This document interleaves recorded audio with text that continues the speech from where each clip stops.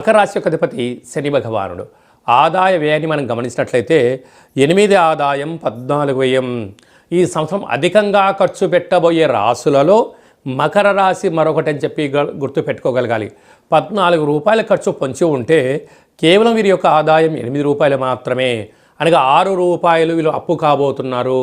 అంటే వీళ్ళకు ప్రధానంగా జ్యోతిష్యము, పంచభూతాలు, నేచర్ ఏం చెప్తుందయ్యా అంటే అధిక శ్రమ అవసరము, ధర్మబద్ధంగా ఉండడము, అనవసరమైన ఖర్చులకు దూరంగా ఉండడము, పొగడ్తలకు దూరంగా ఉండడము అనేటువంటిది మీరు అలవాటు చేసుకోగలిగితే, ఖర్చులకు కళ్యం వేయగలిగితే మీరు అప్పుల పాలు కాకుండా ఉండబడిన వాటితో నెట్టుకుపోయే పరిస్థితి ఉంటుంది.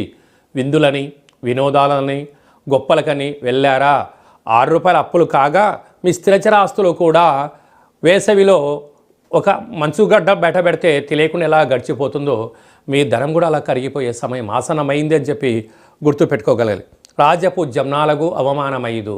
అంటే రేపొద్దున మీరు అంతా అయిపోయిన తర్వాత మీరు ఒక వంక చూస్తున్నారు అనుకోండి, జనాలు చెప్తారు నువ్వు పెట్టమన్నావా, నీకు ఎక్కువ ఇరువు నాకు పెట్టావు కనుక నిన్ను ఎవడు అప్పుల పాలు కామన్నాడు అని చెప్పి ఈ మకర రాశి వారికి బాగా ఎవరైతే బాగా తింటారో వారే శత్రులు అవుతారని చెప్పి కూడా మీరు గమనించగలగాలి.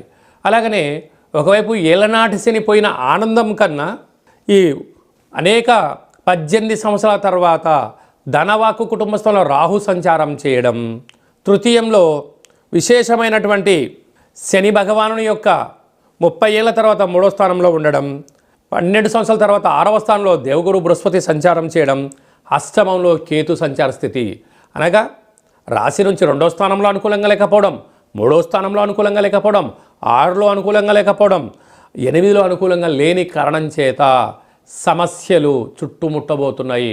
కర్ణుడి చావుకు 64 రకాల కారణాలు అన్నట్టుగా మకర రాశి జాతకులు వీలైనంత వరకు ఆధ్యాత్మిక చింతన ఉండడం, సత్ప్రవర్తన ఉండడం, తెలిస్తేనే చేయడం, తెలియకపోతే తెలుసుకొని విషయ పరిజ్ఞానంతో ముందుకు వెళ్ళగలిగితే మీరు సంపాదించకపోయిన ఆనందమే, స్థిరచరాస్తులు, తల్లిదండ్రులు ఇచ్చిన కీర్తి ప్రతిష్టలు, అప్పుల పాలు కాకుండా ఉండే పరిస్థితి ఉంటుంది.